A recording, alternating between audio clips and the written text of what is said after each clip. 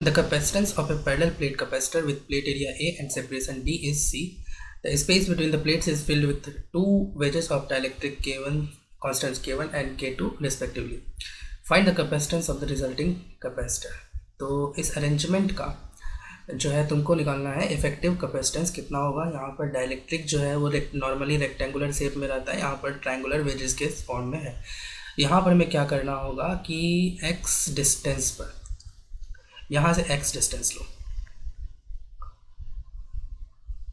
यहाँ पर x distance पर एक dx विड्थ कंसीडर करना होगा। ये dx जो है ना, dx का विड्थ कंसीडर करना होगा। इस dx का जो विड्थ का जो स्ट्रिप बन रहा है उस पर फोकस करो। देखो स्ट्रिप जो बनेगा ना कुछ इस तरह से बनेगा, दिस इज द स्ट्रिप। उसी तरह से नीचे में भी, नीचे वाले प्लेट में भी स्ट्रिप को इमेजिन करो, ये यहाँ पर जाएगा और स्ट्रिप जो होगा कुछ इस तरह से होगा। तो तुमको ये जो स्ट्रिप दिख रहा है ये dx विड्थ का, उसका तुमको पहले कैपेसिटेंस लिखना होगा। चलो ये बताओ, ये जो अंदर जो लेंथ गया है ये लेंथ कितना होगा। अगर कैपेसिटर का टोटल लेंथ यहाँ से यहाँ तक मान लेते हो L, तो ये जो अंदर जो लेंथ गया है ये वाला, ये हो जाएगा A by plate area divided by L। इसके बाद हम इस स्ट्रिप का कैपेसिटेंस लिखेंगे। तो देखो यहाँ पर स्ट्रिप को मैं अलग से बना देता हूँ, ये ऊपर वाला स्ट्रिप है और ये नीचे वाला स्ट्रिप है। देखो इसके बीच में यहाँ पर डाइलेक्ट्रिक कांस्टेंट जो है ना, ये इस स्ट्रिप में ऊपर वाले पार्ट में डाइलेक्ट्रिक कांस्टेंट जो है ये कितना है K2, और जो नीचे वाला पार्ट है उसमें जो डाइलेक्ट्रिक कांस्टेंट है ये है तुम्हारा K1। तो इसका ये दोनों जो होंगे ये एक कैपेसिटर की तरह काम करेगा और ये भी एक कैपेसिटर की तरह काम करेगा। अब दोनों यहाँ पर देखो तुमको सीरीज में दिख रहे हैं, तो सीरीज में इसका कैपेसिटेंस DC1 मान लो, इसका कैपेसिटेंस DC2 मान लो इस स्ट्रिप का। और इफेक्टिव कैपेसिटेंस सीरीज में कितना होता है 1/DC, इफेक्टिव कैपेसिटेंस है ना, वो कितना हो जाएगा 1/DC1 प्लस 1/DC2। तो अब DC1 और DC2 यहाँ पर लिखो, तो 1/ हम सबसे पहले DC1 लिखते हैं। तो कैपेसिटेंस जो पैरेलल प्लेट का होता है वो क्या होता है एप्सिलॉन नॉट एरिया। अब ये जो एरिया है, इस एरिया को क्या लिखोगे, इस DA को कैसे लिखोगे, ये लिखोगे तो इसका जो देखो इसका लेंथ कितना है A बाय एल इंटू इसका विड्थ कितना है, तो ये विड्थ तो यहाँ पर देख रहे हो ना, dx विड्थ तुमने कंसीडर किया दिस, ये विड्थ तो इंटू dx। तो ये DA जब लिखोगे तो तुम ये लिखना एप्सिलॉन नॉट, यहाँ पर DA हो जाएगा A by L into dx। अब ये लेंथ कितना होगा इसका जो K2 वाला है ना, जिसमें K2 डाइलेक्ट्रिक है, ये लेंथ आपको बताना है ये कितना होगा। तो देखो यहाँ पर ये लेंथ जो है ना, तुम एज्यूम कर लो कि let us call this length y और इस एंगल को हम थीटा मान लेते हैं। तो यहाँ पर देखो हम tan थीटा लिख सकते हैं, tan theta equals to d by L लिख सकते हैं। देखो ये वाला डिस्टेंस d दिया है और ये टोटल यहाँ से यहाँ तक आपको l दिया है, तो d by L tan theta. तो यहाँ पर जो है सिमिलरली इस छोटे वाले ट्रायंगल में लगाओ, ठीक है, tan theta equals to d by L. ये जो छोटा वाला ट्रायंगल है तो उसमें लिख सकते हो ये y by tan theta equals to y by x लिख सकते हो। तो यहाँ से y की वैल्यू निकालना, y जो है डाइलेक्ट्रिक 1 वाला जो डाइलेक्ट्रिक 2 जो कैपेसिटर है वो वाला उसका लेंथ है, तो y की वैल्यू कितनी होगी x tan थीटा, ठीक है। दूसरे वाले कैपेसिटर का जो ये लेंथ होगा वो कितना हो जाएगा, this length will be d minus y, है ना, d माइनस वाई, ये वाला लेंथ हो जाएगा। तो बस यहाँ पर अब लिखो पहले कैपेसिटर का जो है, दोनों है ना, पहले कैपेसिटर के का जो प्लेट्स के बीच का लेंथ लोगे, है ना, पहला कैपेसिटर यहाँ से यहाँ तक मानोगे लेंथ, जो y लेंथ लिखोगे तो y लेंथ कितना आया है तुम्हारा x tan थीटा। उसी तरह से दूसरे कैपेसिटर के लिए लिखो एप्सिलॉन नॉट।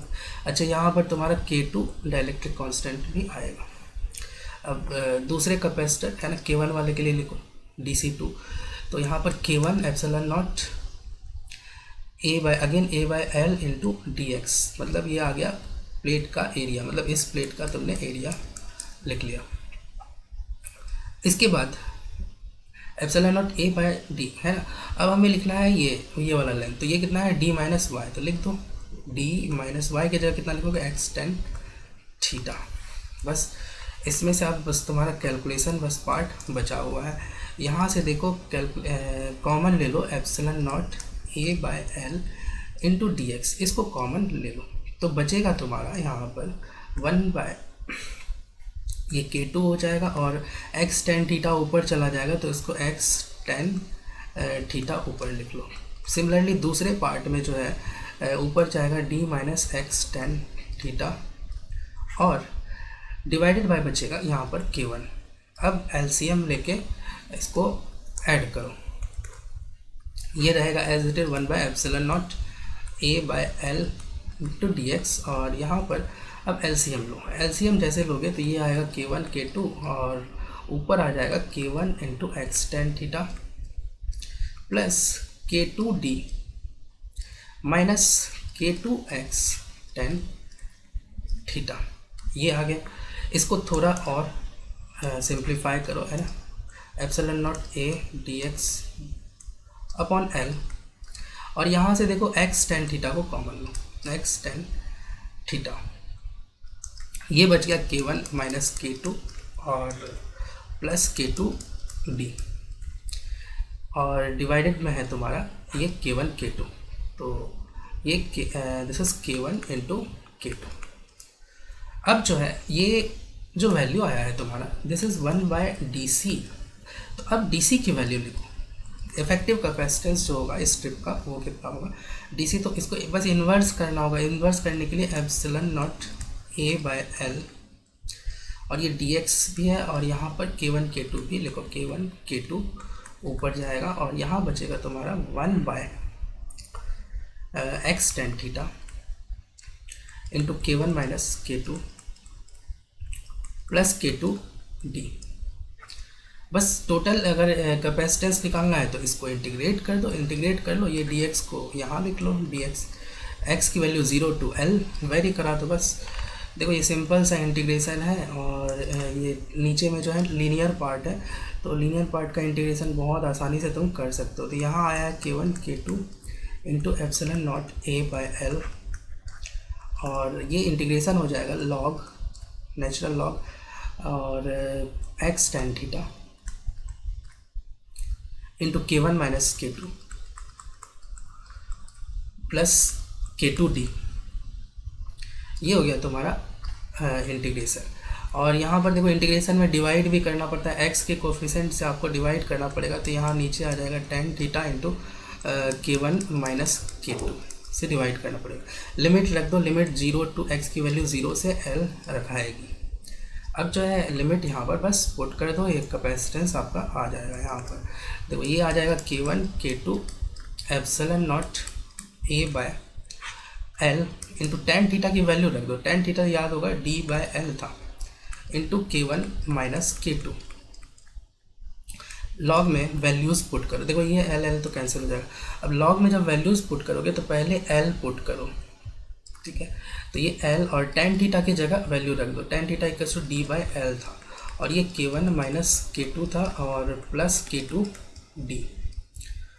उसके बाद लोअर लिमिट जब रखोगे तो वो माइनस में आ जाएगा, लॉग माइनस में, और लॉग a माइनस बी का फॉर्मूला लगा दो तो ये एक्चुअली डिनोमिनेटर में ये आ जाएगा तुम्हारा।